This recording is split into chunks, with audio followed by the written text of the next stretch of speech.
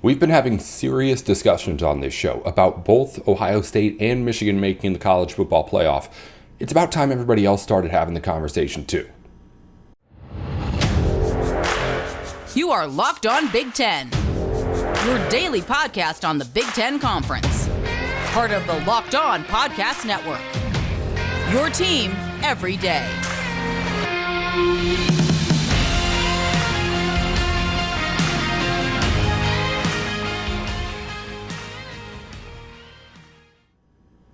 Hey, thanks for tuning in to Locked On Big Ten. I'm your host, Nate Dickinson. Coming up on today's show, John Garcia Jr. is going to check in with everything going on in football recruiting around the Big Ten.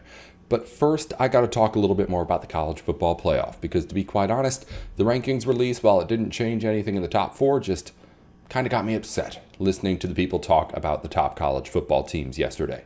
Before we get into any of that, though, today's show is brought to you by LinkedIn Jobs. LinkedIn Jobs helps you find the qualified candidates you want to talk to faster. Post your job for free at linkedin.com/lockedoncollege. That's linkedin.com/lockedoncollege to post your job for free. Terms and conditions apply.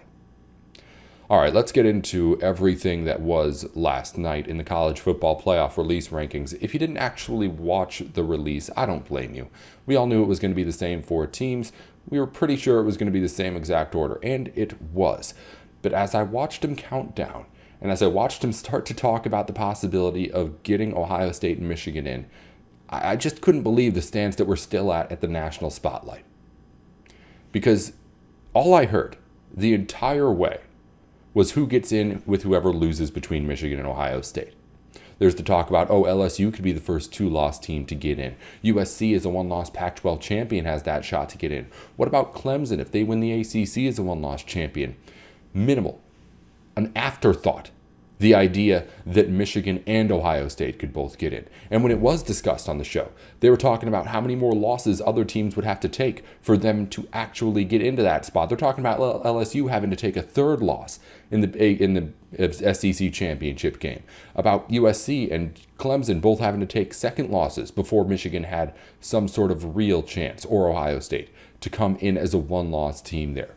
Why are you not respecting the resumes of these teams right now?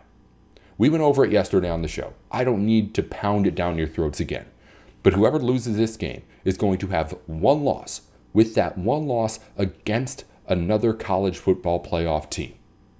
Nobody right now, not if they lose more games, not if other things happen, nobody else is going to be able to put that kind of a resume up against either Michigan or Ohio State when it gets to the end of the season.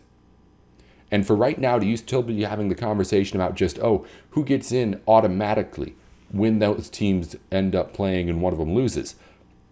Listen, I get that we need to push the narrative. I get that it's not fun for us to just say, hey, these are the four teams with 2 weeks left to go before we actually decide things in the college football playoff. I get that you want to have something to talk about. But if a two-loss LSU team gets in over this one-loss Michigan team, I don't know what to do. I don't know what you can do. If you're a Big Ten fan thinking, what do we have to do to get over the SEC, to get over this hump and get a second bid into this tournament? Because if it doesn't happen this year, if a two-loss LSU team gets in over what would be a one-loss Michigan team that only lost to Ohio State and passed every other test along the way, only other slip-ups were maybe against Maryland, you could say, and then this last week against Illinois. When do the wins matter? Because right now I'm only seeing a committee deciding what it wants to be the four teams in the college football playoff. And it decided, it seems like a long, long time ago, that only one of Michigan and Ohio State would get in and the loser would be left out. I get that that's what it's been all season. And it's been true just about all season. But now things are different. Now teams have lost. And Michigan and Ohio State both passed every single test that they have had so far. Everybody else we're talking about has slipped up at least once. And the fact that we're having legitimate conversations about a team like LSU that has lost twice and had other close calls to go with it. I just cannot believe that we're at the point where we're still disrespecting the Big Ten in this way. If this were Alabama and Georgia, a couple of years ago getting ready for this game, if this were Alabama and Auburn getting ready to play in the Auburn Bowl, in the Iron Bowl, as two undefeated teams, it wouldn't even be a discussion.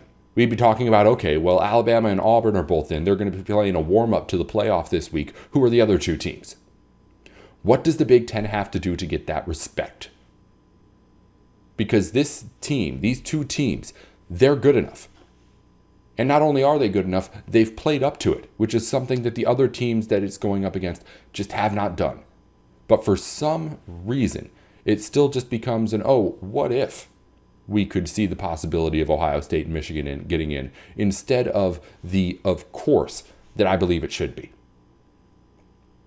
It's just unfair at this point. If you ask me, the idea that we're still only talking about it in the sense of, okay, well, maybe if LSU loses another game and then USC doesn't quite win out and win the Pac-12, then maybe we can have that conversation. No. This is a conversation to be had right now, and a conversation that Michigan should be winning the argument in. Or Ohio State. I keep saying Michigan because if Michigan loses, it would be the weaker of the two resumes with one loss.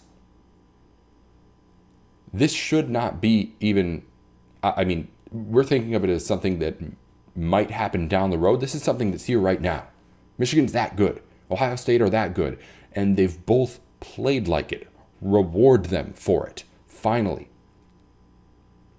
Coming up in a minute, we're going to talk to John Garcia Jr. and get his thoughts on what's coming up in recruiting. We've had some recent decommitments again around the Big Ten. And of course, with the biggest game of the year coming up on Saturday, we got to pick John's brain about some of the big names in the recruiting classes that are going to be there watching Michigan and Ohio State. That's coming up in just a minute here on Locked On Big Ten. You're listening into Locked On Big Ten alongside John Garcia Jr. from Sports Illustrated, giving us our recruiting takes here on the football side. I'm Nate Dickinson. John's brought to us by LinkedIn Jobs. If you're looking for your next great recruit out there, you can find it over at LinkedIn. I don't have to tell you more about LinkedIn. You've already heard of it, but you can get your job posted and find the best candidate over on their job site. So head on over to linkedin.com/lockedoncollege to post your job for free and see what we're talking about. John's in talk recruiting here on the Big Ten side, but the last couple of times we've had you in here, John, we've had to start with some decommitments. Guys not coming to Big Ten schools any longer. And we got a big one here in the last week under center. Quarterback Brock Glenn, formerly an Ohio State commit, 4-star guy in the 2023 class. He's now flipped to the Seminoles of Florida State. What happened in this recruitment? Yeah, fascinating one that not a lot of people saw coming, right? Ohio State typically holds on to their quarterback commitments because they do pretty darn well at the position. But I think you got to take it back to the offseason, right? Brock Glenn was one of the hotter quarterback recruits in the South. And for a very long time, Florida State had positioned itself as arguably the favorite for his services. Now, his middle name is Auburn, so there was a lot of folks thinking Auburn had a very big chance to hold on to the perceived lead that they had for him, but obviously a lot of continuity questions surrounding the Tigers. But if you go back to the summer, even though he liked FSU and had been there and all that stuff, much closer to home for a Tennessee native as well, there were a lot of question marks with Florida State going into this season. And I think they did a good job, obviously, of correcting a lot of that during the season. And in particular, the quarterback position is one of the spots where FSU has really thrived. I mean, Jordan Travis, I see on social media all the time, he's one of the highest graded quarterbacks. He's putting up crazy numbers. FSU is one of the most balanced programs in the South. So the questions he might have had around Florida State that existed in the summer no longer exist. Mike Norvell is all of a sudden stable. I've even seen his name thrown out for some of the bigger jobs that have come open in college football. So I think personally for Glenn, this was kind of a reset and an opportunity to go back to where he was a long time comfortable recruit. The Ohio State situation really popped up out of nowhere for him. Again, as he was hitting his apex as a recruit late in the summer months, Ohio State was like his last scholarship offer. He took a quick visit and was really wowed and sort of blown away.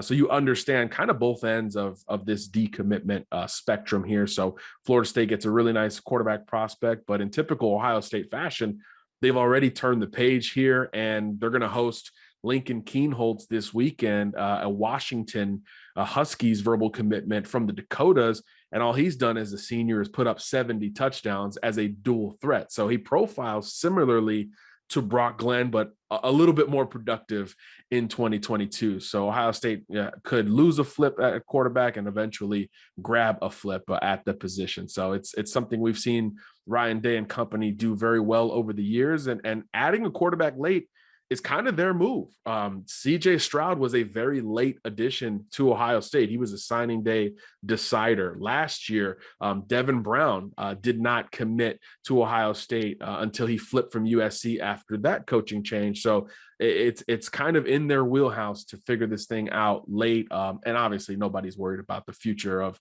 the quarterback position at Ohio State. I think they're in great hands, but that is not to knock the flip that Florida State pulled off, because Brock Glenn is a pretty darn good player. I want to talk to you more about that quarterback and other players who will be on campus this weekend for that big game in a minute, John. First, let's get to another decommit, though.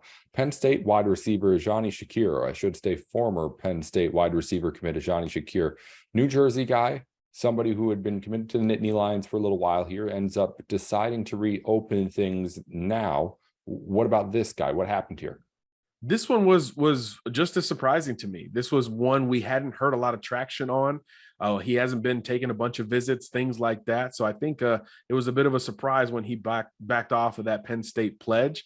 He did have a ton of interest before committing to the Nittany Lions earlier in 2022. So you would imagine, the West Virginias, the Pitts, those schools regionally in the Big Ten and the ACC would check back in and kind of see where they stand here at the 11th hour. But certainly a bit of a surprise to see Penn State have that fluctuation at that position. As Penn State, Ohio State, Michigan, they all recruit New Jersey really darn well. So it's something that has become a Big Ten pipeline state, which was not always the case. So it's always surprising to see some defections and change in that area. But look, that's the time of year we're in right now. It is truly decommitment season, flip season, all of those things. Everybody's both trying to poach other recruits from other commitment lists and trying to hold on to their own here. So he'll be a fascinating one to track here going forward to see who kind of re-engages and has maybe a renewed interest in his game, because he's, a pretty polished,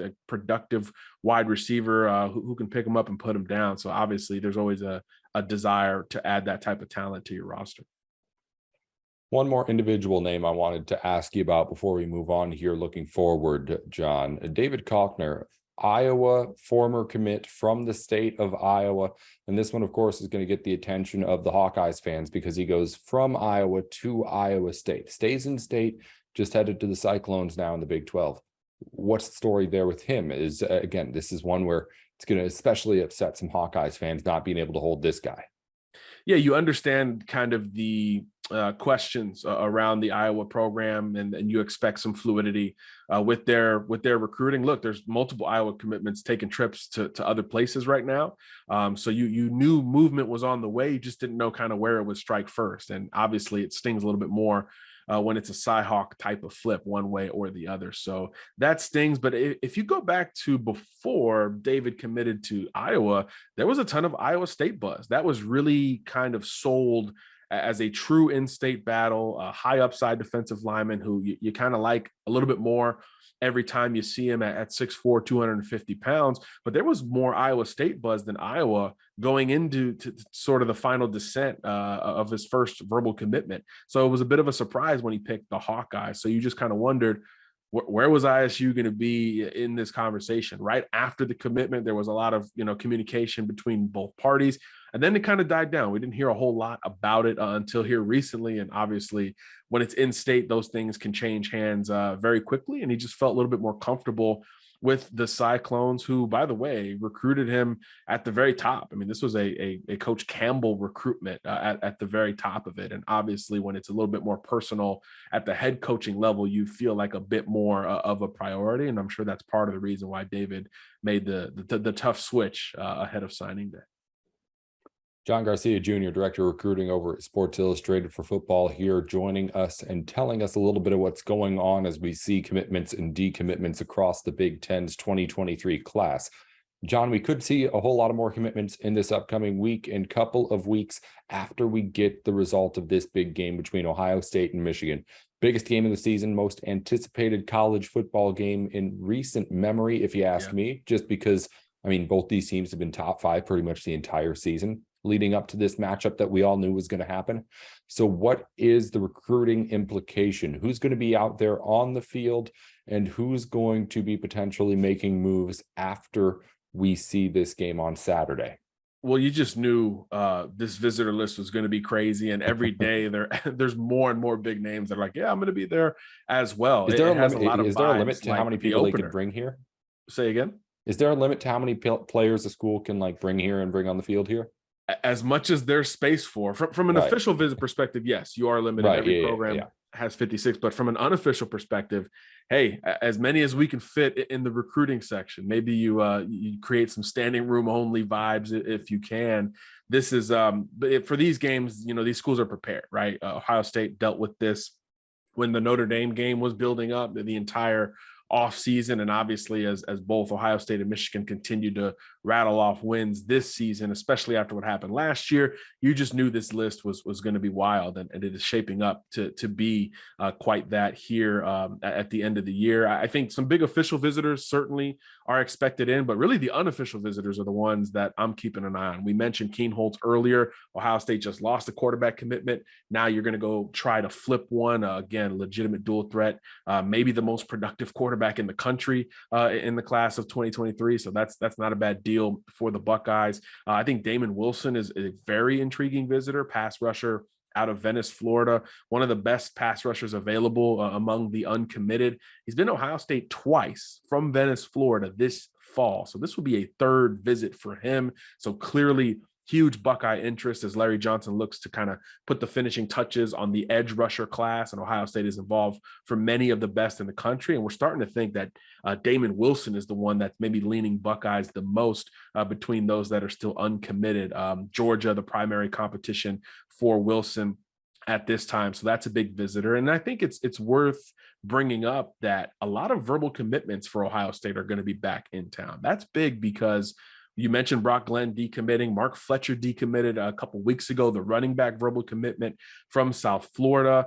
There's a lot of schools trying to poach these Buckeye recruits, particularly on the offensive side of the ball. So getting Carnell Tate, Brandon Inniss, the Dylan Raiola, these players coming back to Columbus when it's rivalry weekend and everybody's got that game, right? Everybody's going to sell an atmosphere this weekend. And for the Innisses and the Carnell Tates in particular out of the state of Florida, a lot of big rivalry games closer to home for them to hit. They're going to drive and or fly past a lot of them to be back in Columbus. And I know that's been a kind of a worry point for Buckeyes fans with this recruiting class, because it's a lot of out-of-state talent, a lot of Floridians on this commitment list, and the recruiting efforts of the schools closer to home has increased for all those players. So also big to note the verbal commitments wrapping up their game visit slate as seniors back at Ohio State. And of course, the junior class, the sophomore class, even the freshman class is going to be loaded among the visitors for Ohio State ahead of this game. It's just going to be as big and gaudy as we all expected it to be. And of course, there's going to be new names added by the time most of your audience hears this.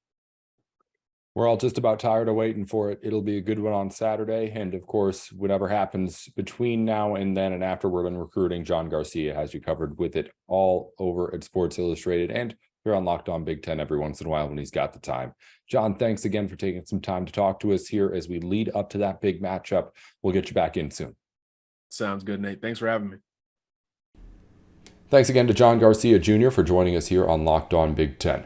I'm your host, Nate Dickinson. Before we wrap up the show today, a reminder that BetOnline is the place to go for all of your online sports betting needs. Whether it be to get the latest lines from any game you could possibly think of, or just get a little bit more read up on the games that you want to know more on, you can go to BetOnline to get all of the information for you.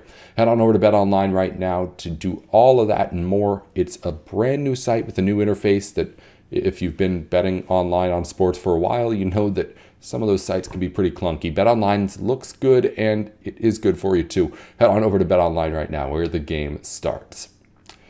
We've got more coming up here on Locked On Big Ten to wrap things up. Just a quick recap of what we saw from across the Big Ten yesterday.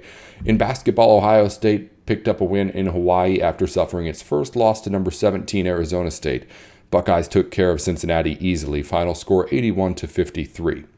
Also on the ice yesterday, we mentioned Alaska Fairbanks made the trip all the way to Penn State. Nittany Lions picked up the first win in that series, 3-2, the final score.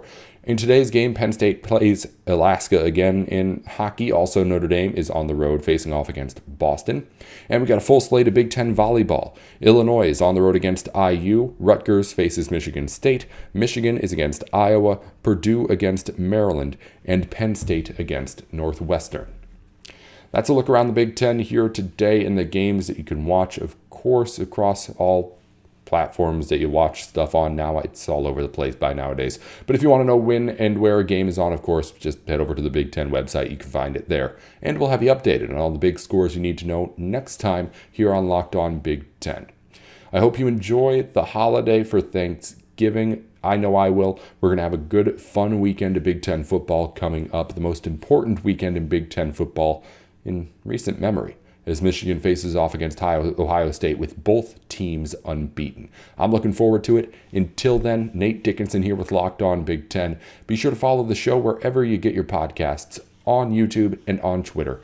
Locked On Big Ten is the handle, 10 at the end, not TEN.